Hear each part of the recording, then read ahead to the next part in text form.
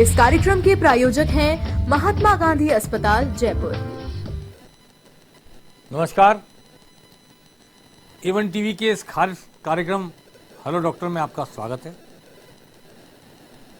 हम लोग अक्सर बातचीत में सदियों से कहते आए हैं कि ये आदमी दिल से सोचता है, ये आदमी दिमाग से सोचता है, और हम लोग आम तौर पर ये मानते हैं कि दिल अलग होता है, दिमाग अलग होता है। पर बायोलॉजिकल फैक्ट ये है कि मनुष्य की शारीरिक संरचना में दिल और दिमाग एक ही जगह होते हैं, और वो दिमाग में ही होते हैं। चाहे व्यक्ति दिल से सोचे, भावना प्रधान व्यक्ति हो, चाहे योजना प्रधान व्यक्ति हो, वो सोचता दिल दिमाग से ही है। और ये दिमाग है जो पूरे शरीर की सारी क्रियाएं नियंत्रित करता है। आपका शरीर कुछ भी करता है, कुछ भी सूंघता है, कुछ भी सुनता है, कुछ भी स्वाद चखता है, उस सब का एहसास दिमाग में जाकर रजिस्टर होता है। दिमाग ही उस एहसास को आपको कराता है। इसलिए दिमाग, मस्तिष्क मनुष्य के जीवन की, प्रतिदिन की दिनचर्या की सबसे महत्वपूर्ण कड़ी है। और इसकी सर्जरी, इसकी बीमारियां, इसको लेकर तरह तरह की भ्रांतियां बरसों से चली आ रही। लोगों में डर बैठा हुआ है, दिमाग का ऑपरेशन होगा, दिमाग खोला जाएगा और इतने टाँके लगेंगे, उतने टाँके लगेंगे, पता नहीं कहाँ से हम सुनते आ रहे हैं। और जब कोई एक्सीडेंट होता है तो ये पहला सवाल होता है, हेड इंजरी तो नहीं है। हेड इंजरी का मतलब मानते हैं आदमी गया, बहुत मुश्किल बचना।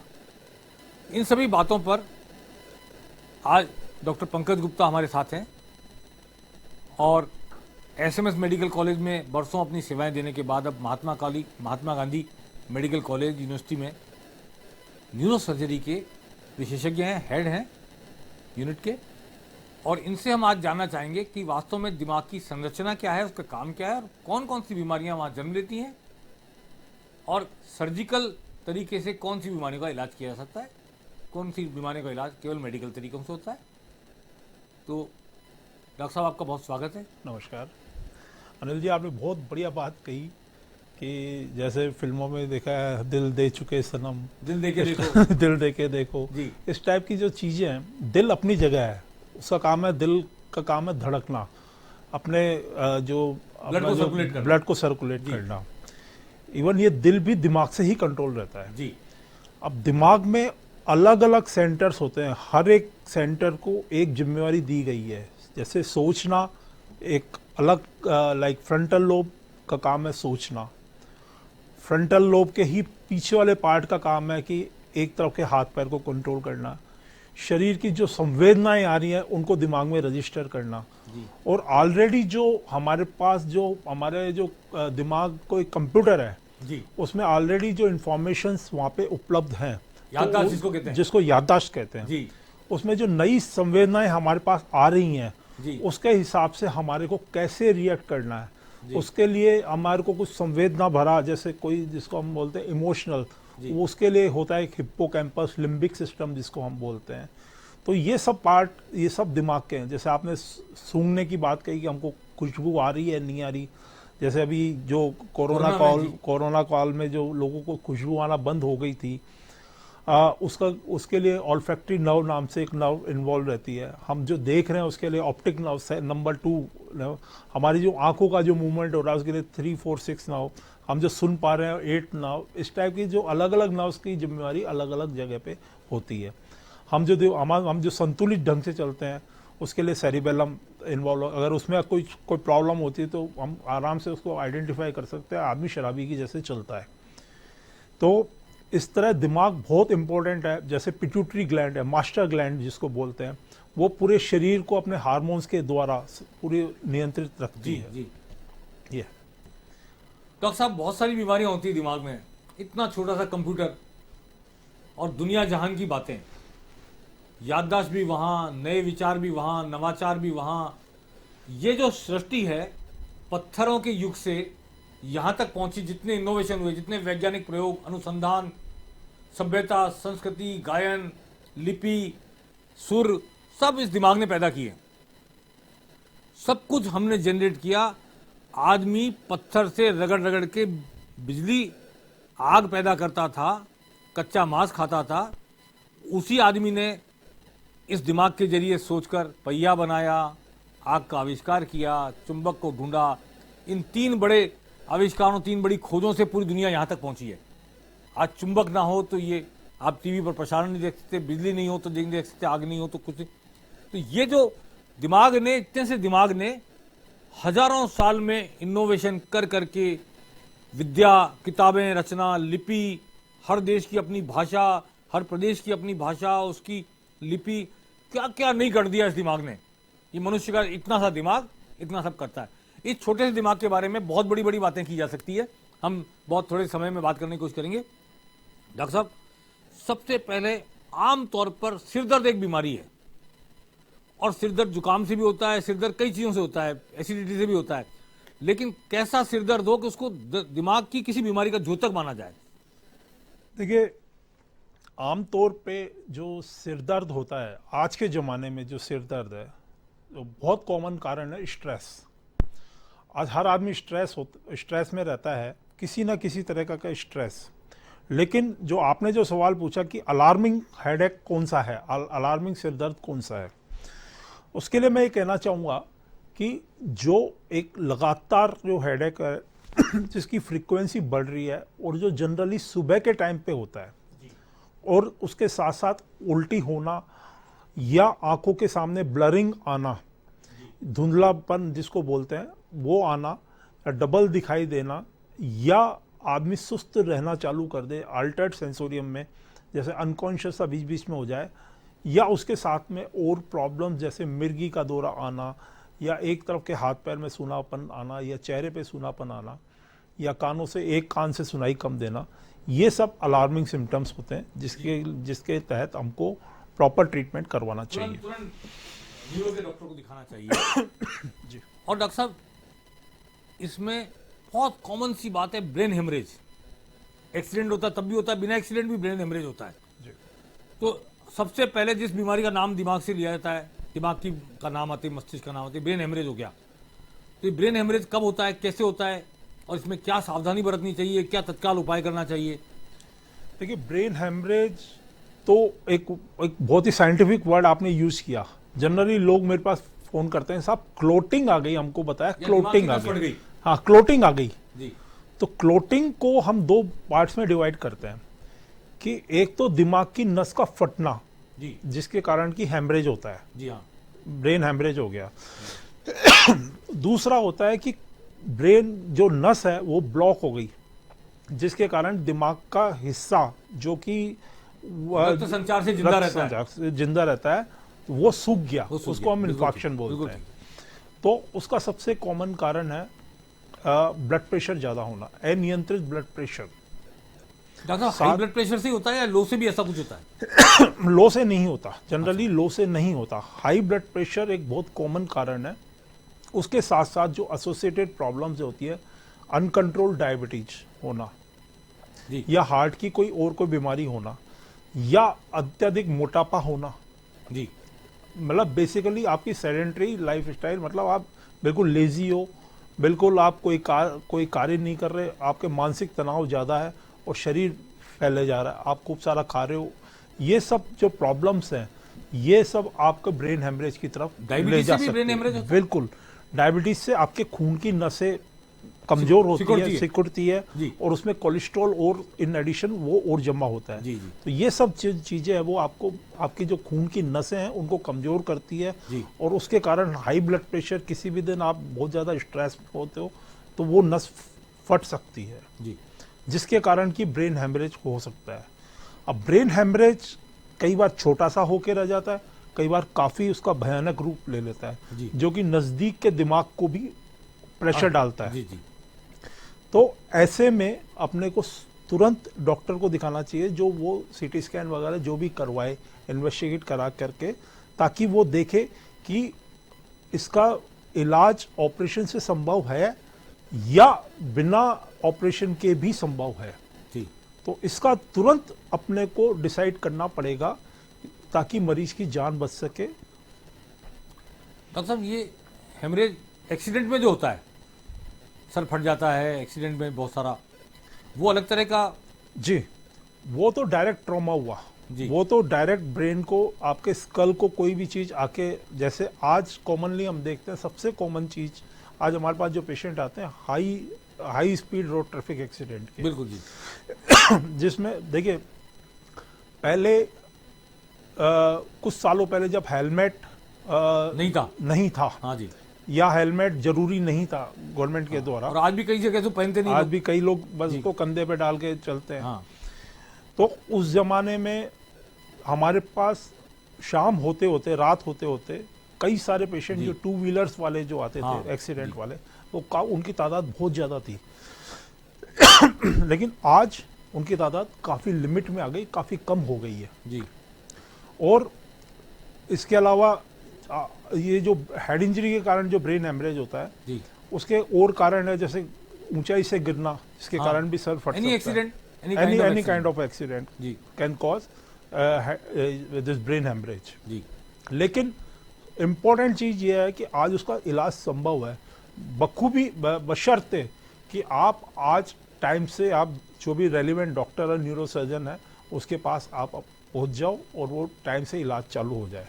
आज दिक्कत यह है कि राजस्थान हालांकि पहले से काफ़ी कवर कर रहा है, लेकिन आज हमारा जो मैक्सिमम पॉपुलेशन, मैक्सिमम लोग जो है ना पेरिफेरी में रहते हैं, जहाँ हर जगह हम ये उम्मीद नहीं करते कि वहाँ पे न्यूरोसर्जरी की सुविधाएं उपलब्ध होंगी। जी। लेकिन आज हमारे पास मोबाइल है, व्हाट्सअप है, और आज हर एक छोटे छोटे कस्बे में आज हमारे पास सीटी स्कैन उपलब्ध है। जी।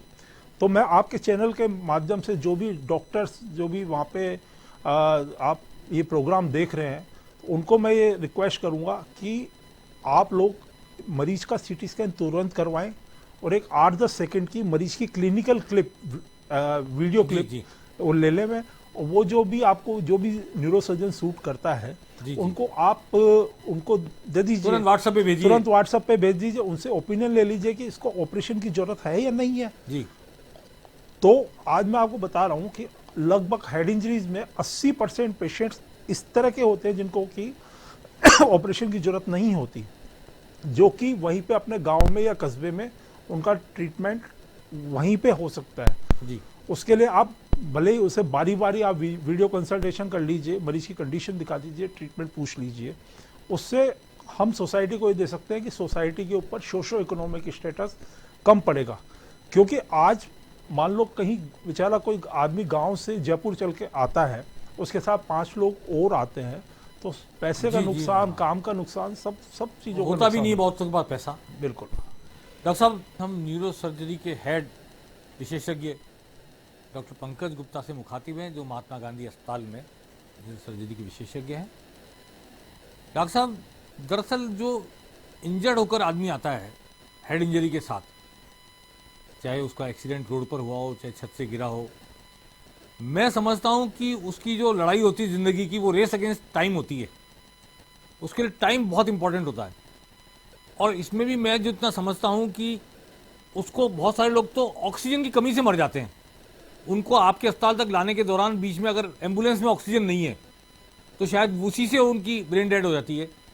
तो वो एक आप फैक्टर है, इस पर मैं चाहता हूँ रोशनी डालिए कि क्या करना चाहिए। बहुत ज़्यादा इम्पोर्टेंट सवाल है, बहुत ही अच्छा सवाल आपने उठाया। देखिए क्या होता है कि आज सपोज हेड इंजरी यहाँ पे हुई, मेरा ये दिमाग का ये हिस्सा अगर फट गया और यहाँ पे क्लॉट जमा हो गया, तो at the time of injury ये क्लॉट यहीं पे सेंटर्ड है। लेकिन जैसे अपने कहीं भी चोट लगती है, वहाँ पे आसपास सूजन बढ़ती है। तो अगर इसके चारों तरफ सूजन धीरे धीरे टाइम से बढ़ती जाएगी, और आप ये देखिए अगर पेट में कोई चीज़ प्रॉब्लम है तो पेट फूलेगा, लेकिन दिमाग को फैलने की जगह कहीं नहीं है, क्योंकि ये हड्डी बहुत मजबूत है, तो इसके ये फैल नहीं सकता। तो अल्टीमेटली जो दिमाग कहाँ जाएगा, गर्दन के हिस्से में, जी, स्पाइन में, तो वहाँ से हर्निएट करेगा तो पेशेंट एकदम से कोलैप्स हो जाएगा, एकदम से अनकॉन्शियस हो जाएगा, कोमा में चला जाएगा। तो ये जो टाइम है ये बहुत इंपॉर्टेंट है, इसको हम कहते हैं गोल्डन आवर। तो इसको अगर चोट लगने के 2-3 घंटे के अंदर अंदर हम पेशेंट का इलाज ढंग से चालू कर दें, जो रेलिवेंट इलाज है जो उसको मिलना चाहिए, वो अगर हम चालू कर दें तो पेशेंट की मॉर्टेलिटी मतलब मरने की संभावना और मॉर्बिडिटी यानी उसका जो एक नॉर्मल कोर्स में वापस लौटने की जो संभावना वो बढ़ जाती है जी। उसके लिए आज हम क्या कर रहे हैं, अगेन जो मैंने आपको जो बताया, जैसे व्हाट्सएप पे वहीं पे एज अ साइट वहाँ पे सीटी स्कैन हो जाए, वो हमारे पास सीटी स्कैन आ जाए और हम अगर वो ऑपरेशन लायक है तो हम बिल्कुल ऑपरेशन थिएटर में ही पेशेंट को रिसीव करेंगे and we can start surgery within no time. पहली चीज। दूसरी चीज, हम एक इस चीज पे भी काम कर रहे हैं कि आप देखिए जो एम्बुलेंसेज जो अभी अवेलेबल है तो उसमें एक बड़ी एम्बुलेंस जिसको 407 वगैरह का ट्रक, जो मिनी ट्रक टाइप, हाँ जी, तो उसमें हम विद इन एम्बुलेंस एक मोबाइल सीटी वहीं रख लें तो इस टाइप की कहीं से भी कॉल आती है जो हेड इंजरी पेशेंट को या किसी भी तरह के ब्रेन हेमरेज केस को जी, तो वो लेके आता है, तो वहीं पे रास्ते में ही उसका सीटी स्कैन हो जाए और वो फिल्म हमारे पास आ जाए, तो उसके हिसाब से हम उसका जो भी ट्रीटमेंट करना है वो स्टार्ट कर दें।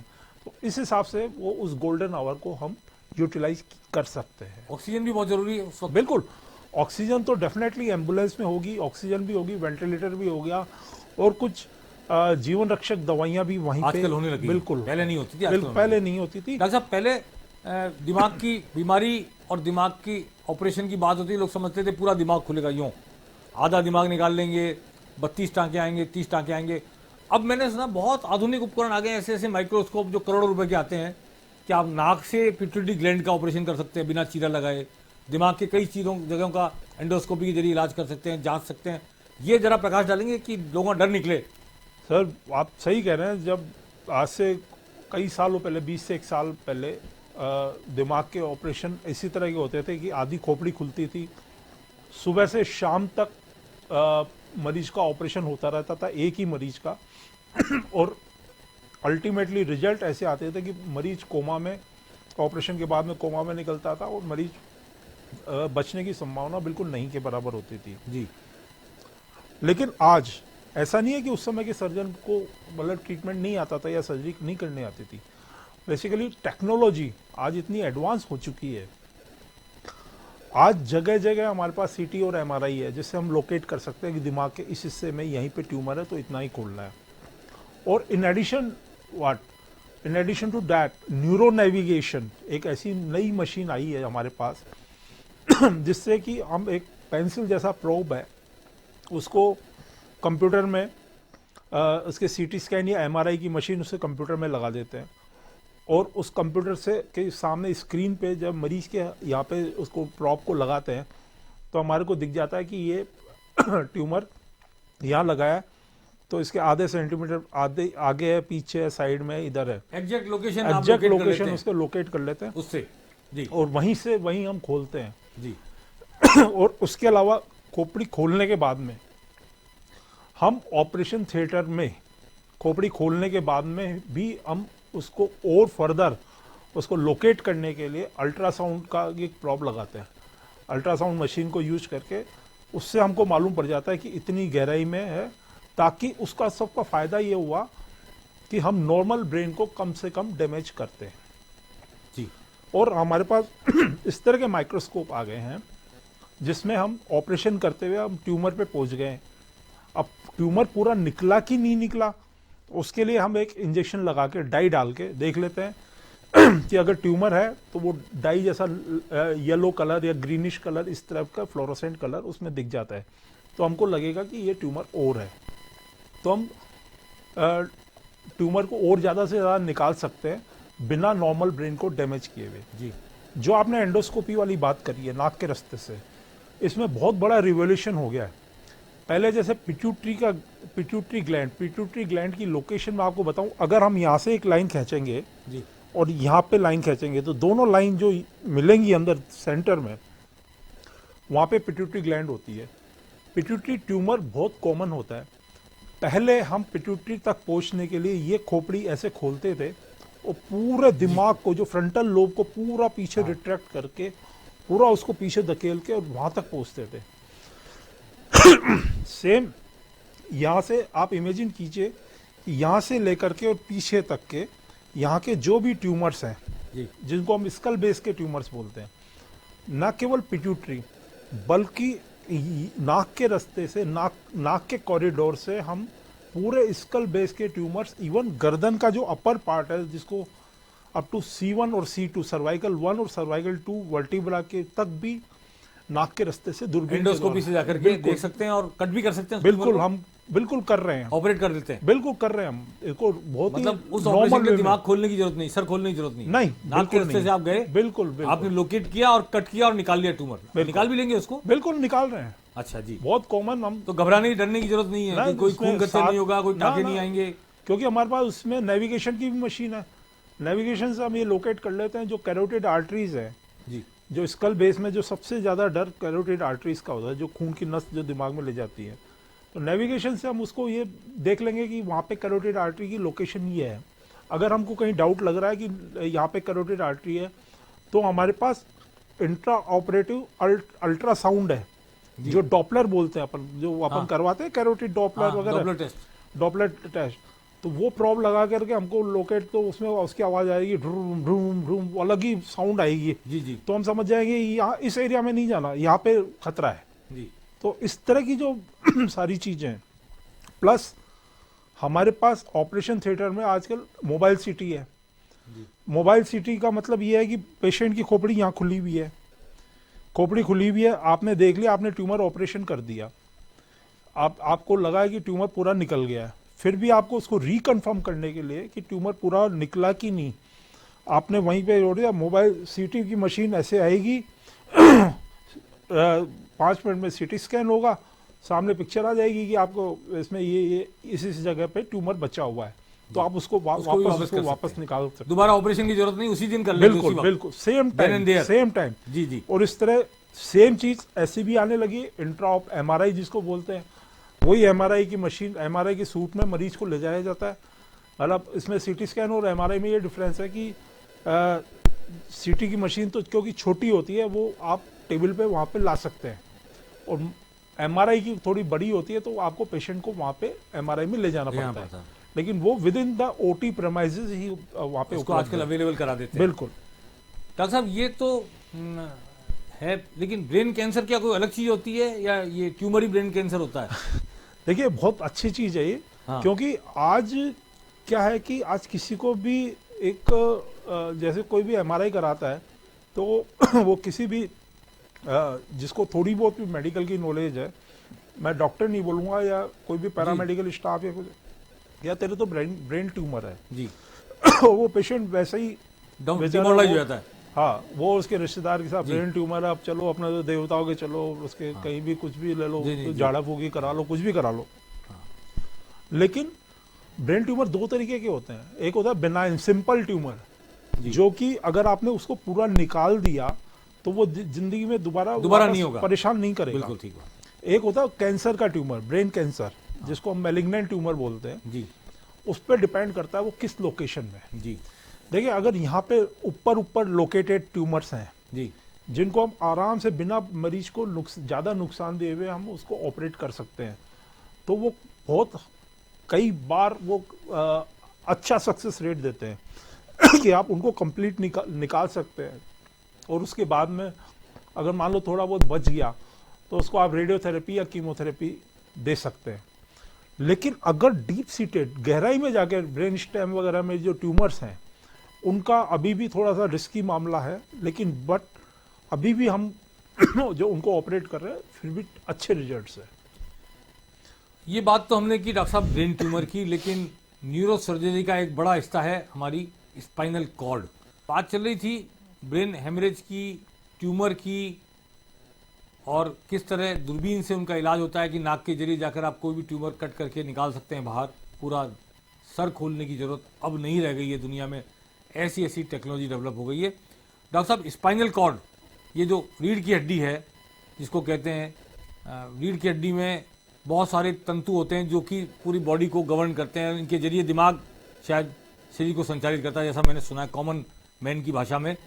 और इसमें दो बीमारियां बहुत आजकल कॉमन है। स्पॉन्डिलाइटिस एक तो खूब हो जाता है, वर्टिगो होता है, चक्कर आते हैं, और एक L5 L4 क्या वो बोलते हैं सब लोग डॉक्टर कि L5 L4 हो गई, डिस्क सरक गई है और डिस्क वापस, तो क्या वो ऑपरेशन जरूरी है उनके लिए या कोई एक्सरसाइज से ठीक हो जाती डिस्क?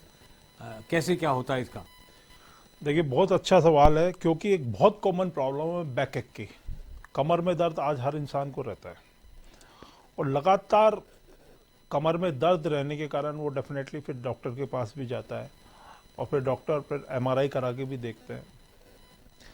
MRI में इनवेरिएबली अगर आप उसकी रिपोर्ट पढ़ोगे तो उसमें जैसे नीचे कमर की MRI कराओगे तो उसमें हर एक डिस्क के लिए कुछ आ जाएगा कि माइल्ड बल्ज, कार्डियक स्टेनोसिस, थोड़ा सा कंप्रेशन आ रहा है, थोड़ा सा नसें दब रही हैं। ये हर आदमी को, और हर आदमी आज पढ़ा लिखा है, वो अपनी रिपोर्ट देखता है, वो कहता है मेरे तो डिस्क की प्रॉब्लम है, मैं तो नीचे बैठूँ ही नहीं, मैं तो भारी काम ही नहीं करूँ, और ऐसे में उसका वो सारा जो वर्क है रेस्ट्रिक्टेड होता जाता है, और उसका वजन बढ़ता जाता है, और अगेन वो प्रॉब्लम्स वो बढ़ती जाती है। डॉक्टर साहब, मैं समझता हूँ एक तो ओवर सिटिंग इसका बड़ा कारण है। Over sitting in abnormal posture. जी जी। हम ऐसे बैठ जाते हैं, हम आजकल हमको थोड़ी सी भी दूर जाना है तो हमको गाड़ी चाहिए। जी जी, तो वो एक्सरसाइज भी नहीं हो रही, एक्सरसाइज हो नहीं, आपकी मांसपेशियां कमजोर पड़ गई हैं, तो वो वजन हड्डियों पे पड़ता है। बिल्कुल, क्योंकि हम जब खड़े होते हैं, हम जब बैठते हैं, तो आज मेरा सारा जो वजन है वो सारा स्पाइन के थ्रू ट्रांसमिट हो रहा है। जी बिल्कुल, हिप्स के द्वारा नीचे ट्रांसमिट हो रहा है। अगर मेरी जो स्पाइन के चारों तरफ की जो मसल्स हैं, हाँ। वो स्ट्रॉन्ग रही तो वो डेफिनेटली स्पाइन पे वेट ट्रांसमिशन काफ़ी कम होगा। तो हर एक कमर में दर्द, हर एक व्यक्ति, मैं मरीज नहीं कहूँगा, हर एक व्यक्ति जिसको कमर में दर्द है और जिसके MRI में थोड़ी सी डिस्क की प्रॉब्लम आ गई, उसको ये एक तो ये नहीं कहना चाहिए कि मेरे को डिस्क की प्रॉब्लम है।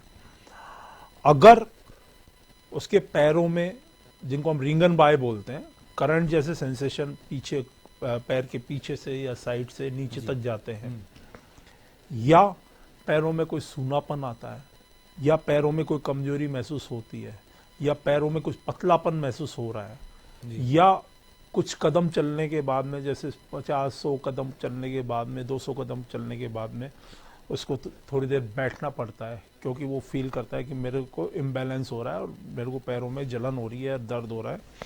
फिर वो थोड़ी देर बैठता है और उसके बाद भी फिर वापस से चलने लगता है। ये मैंने देखा वृद्ध लोगों में, थोड़े से एजेड लोगों में ज़्यादा प्रॉब्लम होती है, उनको लंबर कैनाल स्टेनोसिस बोलते हैं हम।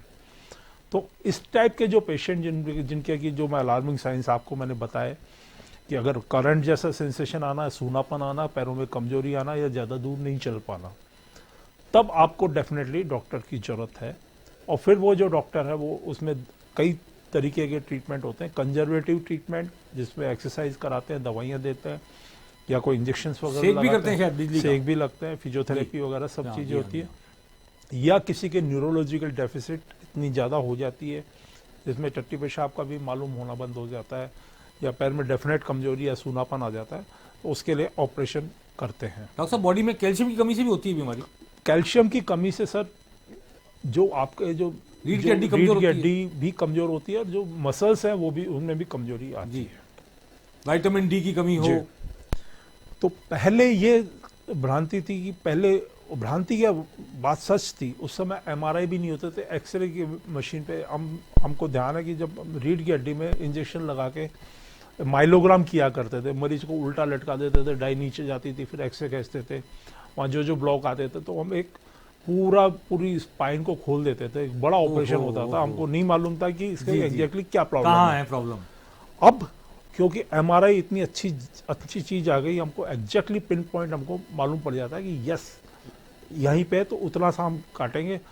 अगेन हमारे पास छोटे छोटे ट्यूबुलर रिट्रैक्टर है कि 1 सेंटीमीटर का, 1.5 सेंटीमीटर का चीरा लगाया, वहीं से हमने डिस्क निकाली, एंडोस्कोप की सहायता से या माइक्रोस्कोप की सहायता से उसको डिस्क निकाली। मरीज आज ऑपरेट किया, कल छुट्टी, और अपने 4-5 दिन बाद में अपने काम पे जा सकता है। और कुछ प्रिकॉशंस हम उनको एडवाइस करते हैं कि ताकि ये दोबारा प्रॉब्लम नहीं हो, 2-3 महीने तक वो प्रिकॉशंस हम उनको एडवाइस करते हैं कि ये काम नहीं करना, कोई भारी वजन नहीं उठाना। दूसरी चीज आपने जो सर्वाइकल वाली बात बताई, स्पॉन्डिलाइटिस, सर्वाइकल स्पॉन्डिलाइटिस की वो भी एक बहुत कॉमन प्रॉब्लम है। उसका कारण अभी वो इन दिनों में क्यों बढ़ी है, क्योंकि हम ज़्यादातर कंप्यूटर पे या गर्दन नीचे करके लगातार इतना काम व्हाट्सएप भी करते देखते रहते हैं, खूब दिन हैं, भर व्हाट्सएप लगे करते रहते रहते हैं। जी दूसरी चीज लेटे में तकिया 2-3 तकिए लगा रखे हैं और टीवी देख रहे हैं सामने से, जी, गर्दन की कोई एक्सरसाइज नहीं कर रहे हैं। हाँ, प्लस इसके साथ में और फैक्टर्स तो हैं ही, जो ओबेसिटी और जो इमोबिलाइजेशन और वो सब चीज प्रॉब्लम्स तो हैं, एक्सरसाइज वगैरह नहीं करते। तो ये जो गर्दन में दर्द और ये कंधे में दर्द और ये सब जो चीजें तो आराम से एक्सरसाइज से आपको सेट हो सकती है। नहीं, चक्कर बहुत आते हैं इसमें। हाँ, चक्कर भी अगेन एक्सरसाइज से सेट हो जाएगा। अच्छा जी, आपको कब डरना है, अगेन इस तरह का कोई दर्द आपको करंट जैसा झंझनाहट सी आती है, जो कि ये जो करंट टाइप पेन है वो आप हाथ ऊपर करने पे या आपको लगता है कि यार ऐसे करने पे मेरे को आराम मिलता है या ऐसे पकड़ने से मेरे को आराम मिलता है, तब आपको इसमें मानना चाहिए कि आपको डिस्क की प्रॉब्लम है जो आपको नस को दबा रही है, या हाथ सूनापन आ रहा है, या ग्रिप में कमजोरी आ रही है, या राइटिंग में आपको गड़बड़ आ रही है, या हाथ पतला पड़ रहा है, और हाथ के साथ साथ आपको पैरों में झटके भी आ रहे हैं, तब आपको डेफिनेटली न्यूरोसर्जन की जरूरत है। आपका ऑपरेशन हो सकता है कि करना पड़े। अगेन पहले ज़्यादातर ऑपरेशन पीछे से करते थे हम पूरा लंबा खोल के सारी हड्डियों को, 6-7 हड्डियों को, पूरी लैमिनेक्टमी जिसको हम बोलते थे जी, वो सारा कट के, उससे बहुत ज़्यादा आदमी पूरी ज़िंदगी भर पट्टा लगाए घूमता रहता था। लेकिन आज छोटे छोटे चीरों से अगेन एंडोस्कोप या माइक्रोस्कोप के थ्रू हम वही डे केयर, यानी आज ऑपरेशन करें कल उसको छुट्टी कर दें जी, और बिना कोई बिल्कुल छोटे छोटे चीरों से, बिना कोई ब्लड लॉस। पहले हम इस तरह के ऑपरेशन 2-2 यूनिट ब्लड करवा लेते थे, मरीज को लगाते थे 2 यूनिट ब्लड, अभी कोई ब्लड ट्रांसफ्यूजन की भी जरूरत नहीं है जी। तो आजकल ये बेसिकली जो सारा जो खेल है, टेक्नोलॉजिकल एडवांसमेंट ने सब ऐसा कर दिया कि डरने की जरूरत नहीं रही अब और भयावहता नहीं रही इसमें, बीमारियों में, बिल्कुल दिमाग की बीमारियों में और ऑपरेशंस में, और खासतौर पर स्पॉन्डिलाइटिस और L5 L4 इन सब में एक्सरसाइज और एक्सरसाइज के अलावा बहुत माइनर ऑपरेशन से सब ठीक जी, होता है। जी बिल्कुल। दादा मैंने सुना है कि जो अपनी रीढ़ की हड्डी होती है इसमें छोटे छोटे तंतु होते हैं बहुत सारे, जी। वो शायद बॉडी को गवर्न करते हैं, जैसे पैरालिसिस होता है हाथ को, पाँव को पैरालिसिस, ये सब यही रीढ़ की हड्डी से गवर्न होता है, ऐसा मैंने सुना है। बिल्कुल बिल्कुल। और आपका ऑपरेशन से भी कोई तंतु छुट जाए तो उससे भी पैरालिसिस हो जाता है कई बार। बिल्कुल बिल्कुल जी, तो इस पे कोई प्रकाश डालें। इस पे आप सही कह रहे हैं, क्योंकि हमको पहले हमको ढूंढना पड़ता था, वो उन तंतुओं में से हमको ढूंढनी पड़ती थी बीमारी कहाँ पे है। जी, अब हमको प्रॉपर्ली ऑपरेशन के पहले ही हमको ये मालूम है इमेजिंग के MRI वगैरह से कि ये तंतु वहाँ पे है।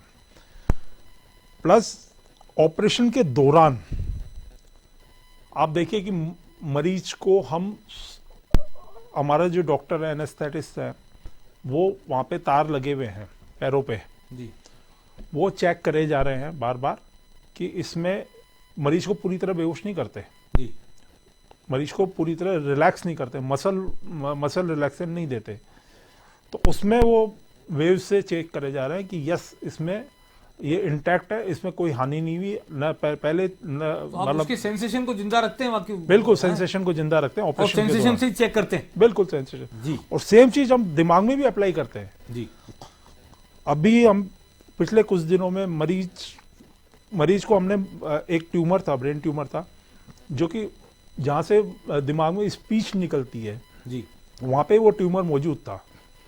ऑपरेशन के दौरान उसकी स्पीच जाने का खतरा था। हमने उसको मोबाइल पकड़ा दिया कि तो अटेंडेंट से तुम्हारी वाइफ से तुम बात करते रहो। जी, जी। वो पूरे ऑपरेशन के दौरान अपनी वाइफ से बात करता रहा और हम ऑपरेशन करते रहे। तो आपको पता लगता रहा कि इसकी स्पीच खत्म तो नहीं हो रही, बस जहाँ उसका लड़खड़ाना चालू हो जाता था वहां रोक लेते, वहाँ हम रोक लेते थे कि अब हम उसके पास में। देखिए टेक्नोलॉजिकल एडवांसमेंट, जिस दिमाग का इलाज करना इतना मुश्किल था, उस दिमाग का इलाज करने का नया नया तरीका, नई नई तकनीक, नई नई दूरबीनें, नई नई और एपरेटस इसी दिमाग ने खोज निकाले हैं दुनिया में। बस ये है एक्स आदमी के दिमाग का ऑपरेशन हो रहा है, वाई आदमी का दिमाग कर रहा है और जेड आदमी के दिमाग ने वो इक्विपमेंट बनाए, पर सब कुछ क्रिएशन, कविता भी, संगीत भी, वाणी भी, लिपि भी, टेक्नोलॉजी भी, साइंस भी, गणित भी, सब कुछ इसी दिमाग की देन है। और इसी दिमाग से मनुष्य का पूरा शरीर, पूरी जीवनचर्या, पूरी सोच, मेमोरी, स्मृति, सब कुछ, ज्ञान, विज्ञान, सब कुछ यहीं पर है, एक छोटे से दिमाग में। आज हमने डॉक्टर पंकज गुप्ता से जाना कि इस छोटे से दिमाग में क्या क्या है, क्या क्या बीमारियां होती है, कैसे कैसे उनके इलाज होते हैं। और बहुत ही संतोष की बात यह सामने आई कि जो दिमाग पहले पूरा खोला जाता था ऑपरेशन करने के लिए, हेमरेज हो तो भी, ट्यूमर हो तो भी, कोई और बीमारी हो तो भी, और पता भी लगाना तभी संभव था जब दिमाग खोला जाए कि कहाँ बीमारी है, कहाँ जड़ है झगड़े की। वो झगड़े की जड़ को पहले निकाल लेते हैं, ढूंढ लेते हैं, और ऑपरेशन के दौरान भी कहीं कुछ बचा तो नहीं रह गया, वो भी चेक कर सकते हैं, और उसके जो प्रभाव हो सकते हैं, दुष्प्रभाव, वो भी हाथों हाथ चेक किए जा सकते हैं। तो आज हमने ब्रेन सर्जरी के बारे में और स्पाइनल कॉर्ड की सर्जरी के बारे में, L5, L4 के बारे में, स्पॉन्डिलाइटिस के बारे में, डॉक्टर साहब बहुत समय तो थोड़ा है जिसमें हमने सारी बात की, बड़ा भारी, बड़ा विशद विषय है, और जितनी दिमाग की रेंज है सोचने की और कर गुजरने की, उसके हिसाब से हम बहुत कम बात कर पाए। लेकिन आज आप हमारे स्टूडियो में आए, आपका बहुत बहुत शुक्रिया, और फिर किसी दिन आपको मौका देंगे, आपसे हम आपको याद करेंगे, कष्ट देंगे आपको आने के लिए कि एक बार फिर कभी हमारे A1 टीवी के दर्शकों से रूबरू हों, और बची हुई बातें, स्पाइनल कॉर्ड का कैंसर और बहुत सारी बातें रह गई हैं, और कौन कौन सी चीज़ों से और दिमाग पर दूसरी बीमारियां हो सकती है, मिर्गी कैसे होती है, सब बातें हम कर सकते थे, समय की सीमा है।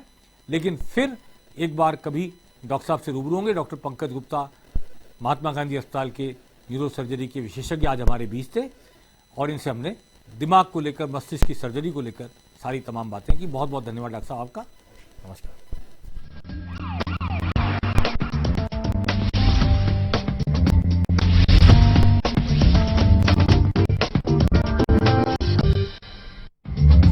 इस कार्यक्रम के प्रायोजक हैं महात्मा गांधी अस्पताल, जयपुर।